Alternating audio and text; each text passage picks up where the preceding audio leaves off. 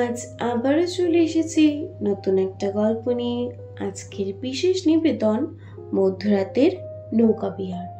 গল্প পাঠে ও কলমে আমি চান্দ্রিকা। প্রধান চরিত্রে রয়েছে প্রবীর ও একজন নৌকাবাহী মাঝি। শুরু হচ্ছে আজকের বিশেষ নিবেদন। প্রবীর বাবা মায়ের একমাত্র ছেলে। পড়াশোনাতে প্রচুর ভালো না হলেও প্রথম সারির ছেলেদের মধ্যে ওকে অনায়াসেই ফেলা যায়। ওর ছোট থেকে ডাক্তার হওয়ার ইচ্ছা ছিল, তাই বড় হয়ে ডাক্তার হওয়ার জন্য লেখাপড়া শুরু করে দেয়। ডাক্তারি পাশ করার আগেও প্রবীর বিভিন্ন মেডিকেল ক্যাম্পে প্র্যাকটিস করার জন্য যেত।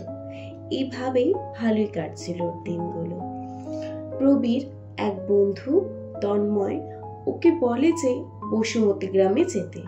তার দাদা নাকি খুব অসুস্থ, অনেক দিন ধরে নাকি অসুখে ভুগছে, তাই সে যদি গিয়ে তার দাদার চেক আপ করে দেয় তাহলে তার দাদা ভালো হয়ে যেতে পারে। প্রবীর বলল, ঠিক আছে, আমি কাল যাব না হয়।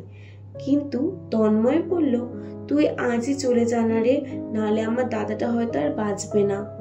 প্রবীর বলল, আজ তো সন্ধ্যা হয়ে গেছে, ওই নদী পেরিয়ে তো আবার যেতে যেতে আমার অনেক রাত হয়ে যাবে। এই শুনে তন্ময় বলল, না না, তুই আজকেই যা, নাহলে আমার দাদাটা হয়তো আর বাঁচবে না।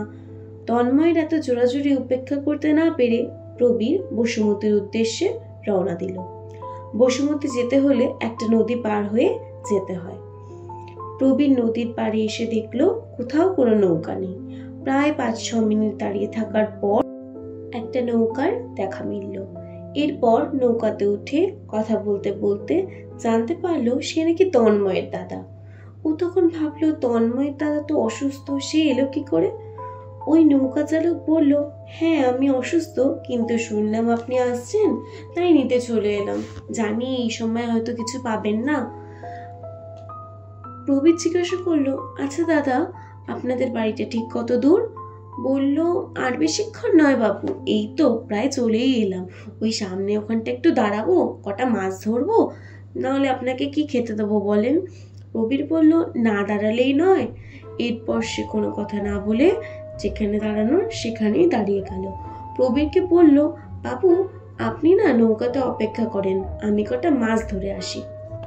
এরপর প্রবীরের সাথে ঠিক কি হলো আর সেই তন্ময় দাদা কটাই বা মাছ ধরে আনলো, সেটা জানতে হলে অবশ্যই আমার চ্যানেল গল্পের সন্ধানেকে সাবস্ক্রাইব করতে হবে।